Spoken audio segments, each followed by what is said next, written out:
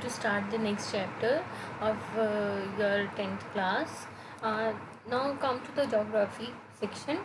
This is your first chapter of geography, resources and development. यही chapter 8th class में है, resources utilisation and development. तो almost सारा content same ही है. तो please this is for the 8th as well as for the 10th class. तो बच्चे रिसोर्सेज चैप्टर जो है कहीं ना कहीं 10th क्लास वालों ने 8th में पढ़ा हुआ है, तो आप इससे अच्छे से कोरिलेट करोगे. और जो 8th क्लास के बच्चे हैं वो तो फर्स्ट टाइम पढ़ रहे हैं, बट उन्होंने बायोटिक अबायोटिक कंपोनेंट्स जो हैं वो 7th क्लास में आर इन्वायरमेंट चैप्टर में पढ़े हैं. और आप नेचुरल और मैनमेड रिसोर्सेज के बारे में हम ऑलरेडी पढ़ चुके हैं अपनी प्रीवियस क्लासेस में.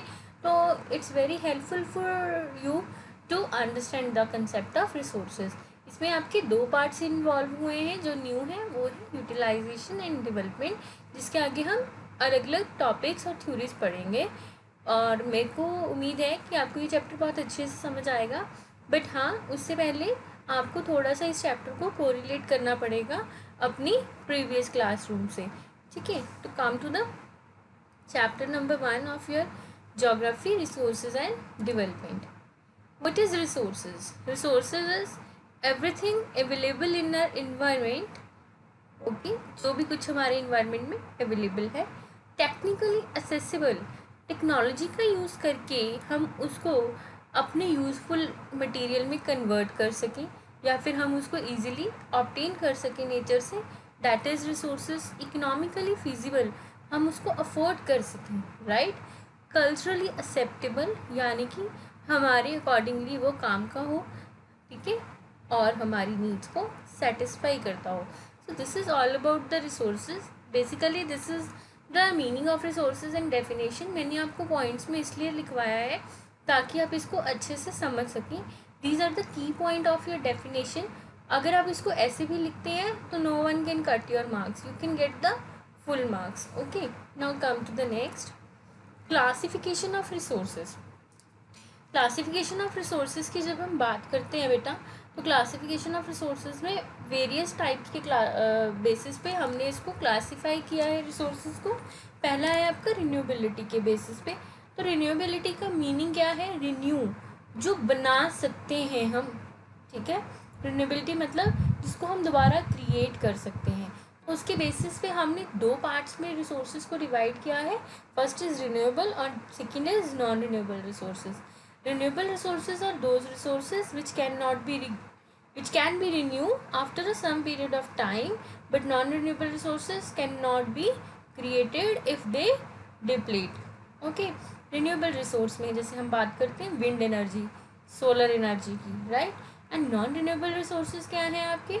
कोल, पेट्रोलियम, ठीक है, आपके मिनरल ऑयल्स, ठीक है, ये सारे आपके नॉन रिन्यूएबल रिसोर्सेज हैं. अगर ये ख़त्म हो गए, हमने इसको प्रॉपरली यूटिलाइज नहीं किया, सेव नहीं किया, कंजर्व नहीं किया, तो we will face problem in the near future.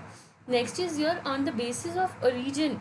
Origin word समझना आपके लिए बहुत ज़रूरी है. देखो बेटा, रिसोर्सेज के क्लासिफिकेशन के बेसिस बहुत ज़्यादा है, तो आपको बेसिकली क्या करना है, एक इनको रिलेट करना है, इसको लर्न करने का टेक्निक समझना होगा. तो रिन्यूएबिलिटी की जब हम बात करते हैं तो रिन्यू वर्ड से ही आप समझ जाना कि इसमें नॉन रिन्यूएबल और रिन्यूएबल की बात हो रही है, राइट. उसके बाद है ओरिजिन. ओरिजिन होता है जब भी किसी चीज़ की स्टार्टिंग होती है. तो रिसोर्सेज की जो स्टार्टिंग है वो कैसे हुई, या कह लो किस बेसिस पे हमने रिसोर्सेज को स्टार्ट किया, या ओरिजिन मेन शुरुआत कहाँ से हुई, कहाँ से रिसोर्सेज शुरू हुए. तो उसके 2 ही टाइप्स हैं, that is biotic and abiotic. Biotic involves all the living components. Abiotic involve non-living components. Biotic की एग्जाम्पल है ह्यूमन बींग, एनिमल्स, प्लांट्स. ठीक है, हम हैं तभी रिसोर्सेज है ना, और तभी इनके यूजेज हैं. अगर हम नहीं होंगे, इंसान ही नहीं होंगे, तो रिसोर्सेज को यूज़ कौन करेगा? तब तक रिसोर्सेज की कोई वैल्यू नहीं है. अबायोटिक रिसोर्सेज क्या हैं आपके? सनलाइट, सॉइल, एयर, वाटर, ये सारे आपके एयर अबायोटिक रिसोर्सेज हैं. ओके, बट समटाइम्स आपको क्वेश्चन आता है, is there any relationship between biotic and abiotic resources, और is there any dependence between biotic and abiotic resources? तो उसका आंसर आपका येस ही होगा. अब आप कहोगे कैसे? देखो बेटा, बायोटेक में हम प्लांट्स, एनिमल्स और ह्यूमन बींग्स की बात कर रहे हैं। तो जब हम प्लांट्स, एनिमल और ह्यूमन बींग्स की बात कर रहे हैं तो सनलाइट, एयर, वाटर, सॉइल, ये सारे ही ज़रूरी हैं ह्यूमन बींग्स के लिए भी, प्लांट्स के लिए भी और एनिमल्स के लिए भी। सॉइल नहीं होगी तो प्लांट्स ग्रो कहाँ करेंगी? ठीक है, एयर और वाटर नहीं मिलेगी तो फोटोसिंथेसिस प्रोसेस कैसे होगा? फोटोसिंथेसिस प्रोसेस क्या है? प्लांट्स का खाना। और अगर प्लांट्स नहीं होंगे तो एनिमल्स कैसे ज़िंदा रहेंगे, हम कैसे ज़िंदा रहेंगे? इवन हमें भी एयर की ज़रूरत है सांस लेने के लिए, राइट? हमें नेचर के हर कंपोनेंट की ज़रूरत है। तो बायोटिक कंपोनेंट्स जो हैं वो अबायोटिक कंपोनेंट्स पे डिपेंडेंट हैं और साथ के साथ एक दूसरे के साथ कोरिलेटेड भी हैं। Next type is your on the basis of occurrence. Occurrence में आपके आते हैं नेचुरल और मैन मेड रिसोर्सेज। अक्रेंस में मतलब किसी चीज़ का होना, या कह लो किस हिसाब से बनाया गया है, कुछ नेचर ने हमें बाय गॉड गिफ्ट दिए, ठीक है, जैसे कि trees, okay, plants, right, clouds, sky, ठीक है, ये सब क्या है? Natural resources. Oceans, ponds, lakes, ये सब नेचुरल रिसोर्सेज हैं। मैन मेड रिसोर्सेज क्या हैं? जो इंसान ने बनाए बेटा। नेचुरल रिसोर्सेज में वुड, वुड तो नेचर से मिला, हमने क्या किया? मैन ने अपनी स्किल और नॉलेज को यूज़ करके उसका टेबल बनाया, चेयर्स बनाई, डोर्स बनाए, विंडोज़ बना ली। सो अक्रेंस मीन्स किसी चीज़ का होना। कैसे वो क्रिएट हुई? तो कुछ नेचुरली क्रिएट हुई, कुछ इंसान ने क्रिएट की। जो नेचुरली क्रिएट हुई that is your natural resources, जो इंसान ने क्रिएट की that is your man made resources. Next is your on the basis of development. What is potential resources? बच्चे, potential resources means ability to create. अब for example इसको मैं इस तरीके से समझाऊंगी। Gujarat is rich in wind energy resource because उनका potential है। देखो बेटा, कोस्टल रीजन होने की वजह से वहाँ पे हवाएं बहुत ज़्यादा तेज़ चलती हैं। अरेबियन सी और इंडियन ओशन साथ में है, तो वहाँ का क्लाइमेट कुछ ऐसा है कि वहाँ पे जनरली ऐसा ही मौसम रहता है कि तेज़ तेज़ हवाएं चलेंगी, तूफान चलेंगी। जनरली आपको पता है कोस्टल रीजन्स में थोड़ा सा विंड बहुत रहता है, तो उससे क्या है, विंड एनर्जी का प्रोजेक्ट जो है वहाँ पे बहुत ज़्यादा वर्कआउट करता है। क्यों? क्योंकि वहाँ का क्लाइमेटिक कह लो, रिलीफ फीचर कह लो, जोग्राफिकल पोर्शन बहुत ज़्यादा सपोर्ट कर रहा है उस पर्टिकुलर रिसोर्स को क्रिएट करने में। सेम राजस्थान विंड एनर्जी और सोलर एनर्जी के लिए बेस्ट है, right? Next is your actual resources. Actual resources is that resources जो सबके पास है, ऑलमोस्ट हर जगह अवेलेबल है, बट हम उसको यूज़ कैसे कर रहे हैं, दैट इज़ फुली ट्रैप्ड और used, it depend upon the skill of using that resources, okay. Next is your stock. Stock क्या होता है? Stock it is related to the commercial term बेटा, डेवलपमेंट के रिसोर्सेज पे। चलो आज हम स्टॉक की बात करते हैं, राइट? देखो, स्टॉक होता है किसी चीज़ का पर्टिकुलरली लमसम अमाउंट या उसकी क्वांटिटी। जैसे फॉर एग्जांपल एक राशन शॉप में 50 kg फ्लोर पड़ा है, ये क्या है? उसका स्टॉक, राइट? अब रिजर्व्स क्या होते हैं? रिजर्व्स होते हैं, रिजर्व मतलब किसी चीज़ को बुक कर लेना। चलो, अभी आपने सुना होगा कोविड-19 की वजह से जो भी हम प्रॉब्लम्स फेस कर रहे हैं उसमें से कहीं ना कहीं खाने की भी प्रॉब्लम बहुत लोग फेस कर रहे हैं।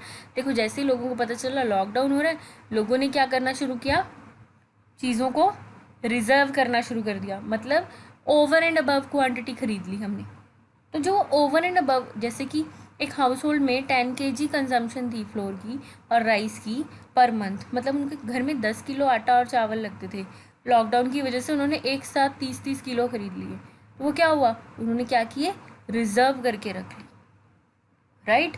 और स्टॉक मीन्स सबने एक तरफ एक ही बार में रिजर्व कर लिए, इकट्ठे करके रख लिए। तो दुकानदारों के पास क्या हुआ? शॉपकीपर्स के पास क्या हुआ? उसका स्टॉक ही नहीं है। स्टॉक मतलब अवेलेबल ही नहीं है वो particular price. Stock is the lump sum quantity of something in a bulk, okay. जैसे हम कहें एक शॉपकीपर ने शॉप खोली है तो उसने स्टॉक मंगवाया, जिसको आप एक लेमन लैंग्वेज में कहते हो सामान मंगवाना, जनरली शॉपकीपर्स अपना सामान लिखवाते हैं और उनकी शॉप में आता है, फिर हम उनसे ख़रीदते हैं, दैट इज़ स्टॉक जो उनके पास है। रिजर्व्स क्या होता है? जब हम किसी भी चीज़ के वो बुक कर लेते हैं, रिजर्व कर लेते हैं for the future emergency. Reserves बेटा बेसिकली हम इसीलिए बनाते हैं ताकि इमरजेंसी में हमें वो हेल्प कर सकें और हम उसका बेनिफिट ले सकें। तो जहाँ रिजर्व्स की बात होगी तो समथिंग स्टक या समथिंग स्टोर्ड, ठीक है, या फिर something saved for the future liabilities और कंटीजेंसीज, ठीक है, दैट मे और मे नॉट बी अराइजेस, हो भी सकती हैं और नहीं भी हो सकती हैं, ठीक है।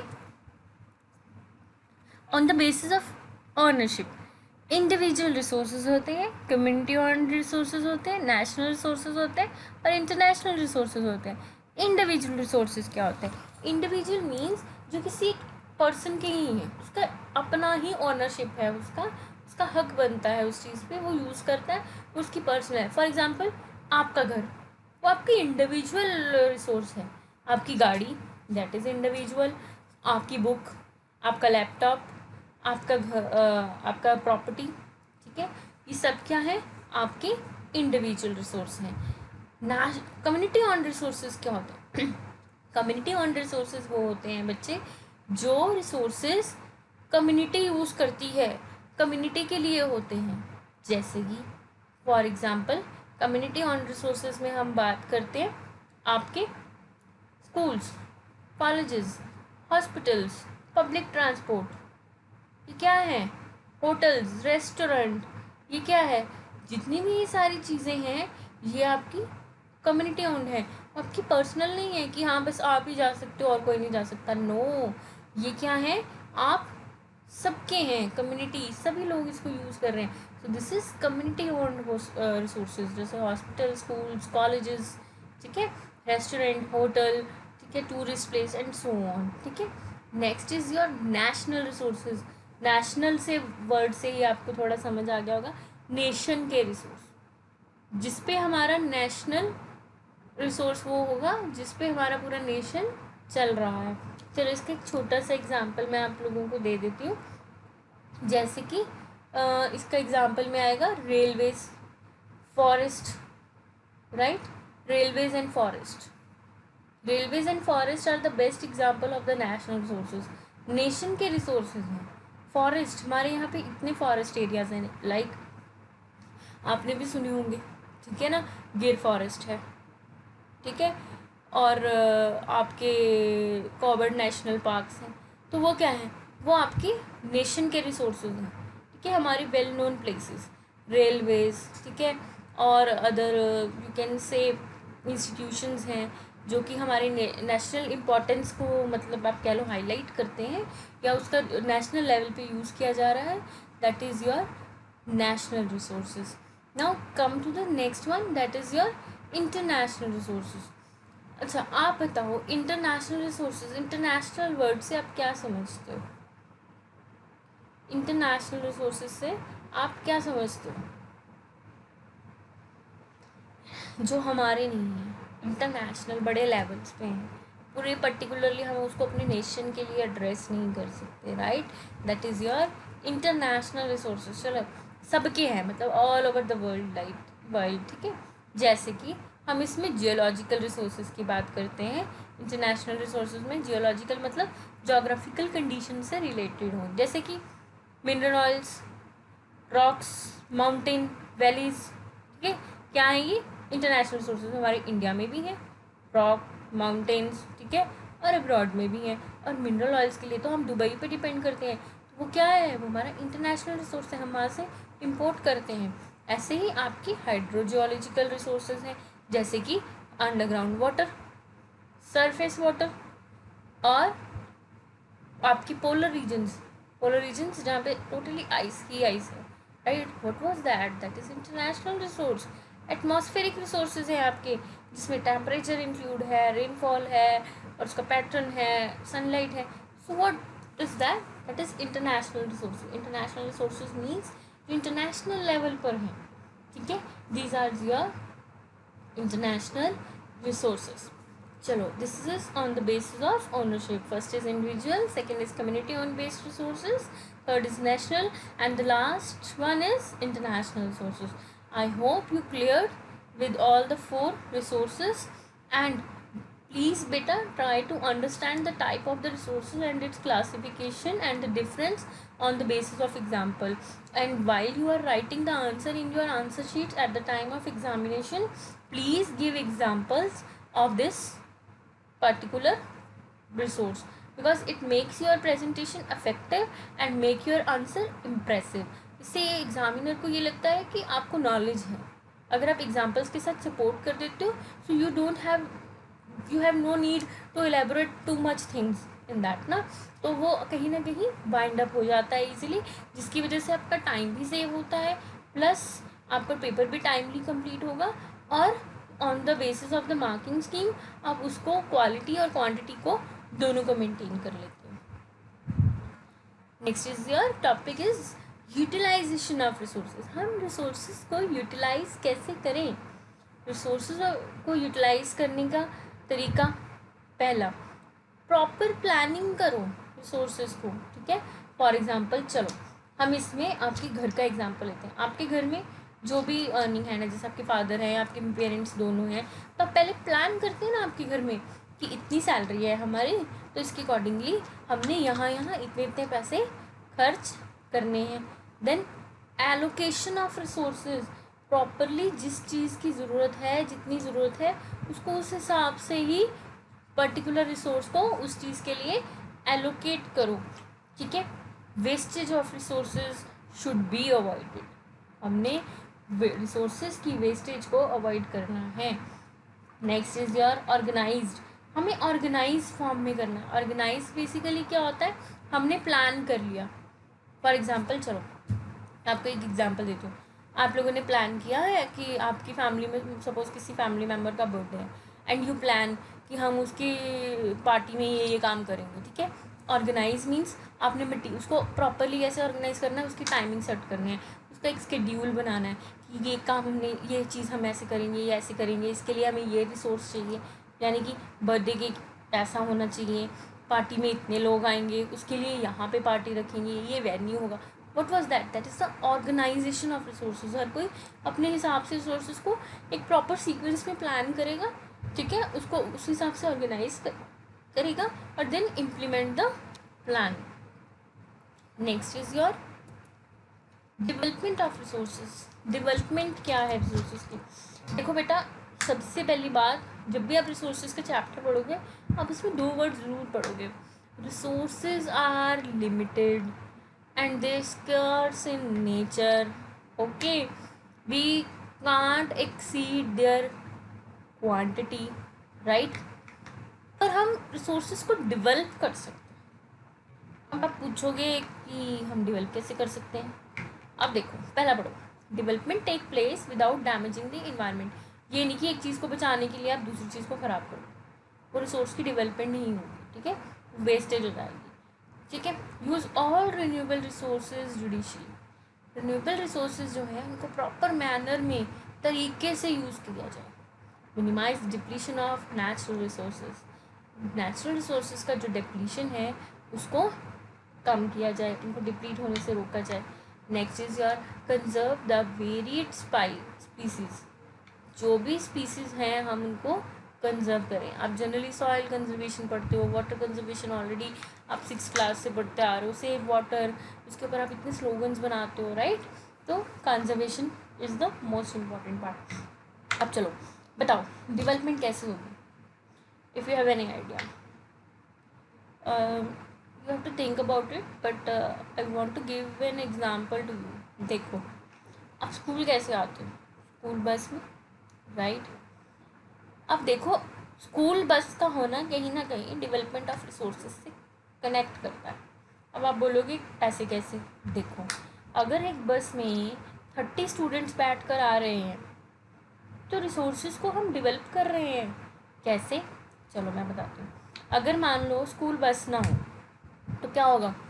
30 स्टूडेंट्स 30 व्हीकल्स को यूज़ करेंगे स्कूल तक पहुँचने के लिए. उसमें क्या होगा? 30 व्हीकल्स एक तो एयर पोल्यूशन करेंगे, ठीक है, प्लस 30 व्हीकल्स पेट्रोल भी वेस्ट ज़्यादा करेंगे. तो जो 30 व्हीकल्स ने पेट्रोल वेस्ट करना था वो एक ही व्हीकल कर रहा है, बस में बच्चे आ रहे हैं, तो क्या हुआ, 29 व्हीकल्स का पेट्रोल जो था वो हमने सेव कर लिया। This is the development of resources, कि रिसोर्सेज की क्वांटिटी नहीं चेंज होगी, वो लिमिटेड ही हैं, वो एक यूनिवर्सल फैक्ट हो गया है, लिमिटेड हैं, स्कार्स इन नेचर हैं, पॉपुलेशन का प्रेशर है रिसोर्सेज पे, पॉपुलेशन बढ़ती जा रही है, रिसोर्सेज उस हिसाब से नहीं बढ़ रहे, ये तो अब यूनिवर्सल फैक्ट्स बन गए। और हमने क्या करना है, हमने रिसोर्सेज को इस तरीके से डेवलप करना है, इस तरीके से प्लान करके उसको यूटिलाइज करना है कि हमारे नीड्स भी पूरी हो जाए, प्लस हमारे रिसोर्स जो है वो कंजर्व भी कर लें और उसका मिनिमम यूज़ भी। ठीक है, I hope you understand what is the meaning of development of resources. Next is your next topic is बच्चे डेवलपमेंट ऑफ रिसोर्सेज के बाद है, इसी से एक रिलेटेड टॉपिक है सस्टेनेबल डेवलपमेंट, बट वो मैं आपको बाद में कराऊंगी। ठीक है, पहले आप इसको सारे को थॉरली रिवाइज कर लीजिएगा। ठीक है, और नेक्स्ट वीडियो का वेट कीजिएगा, I will upload that video very very soon. So in that conversation, in that class we will discuss about the sustainable development and the other ways of developing resources as well as utilizing the resources.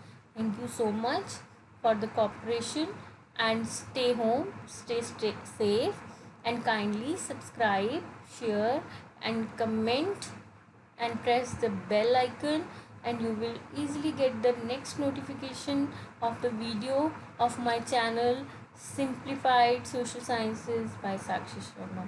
Thank you so much and have a nice day.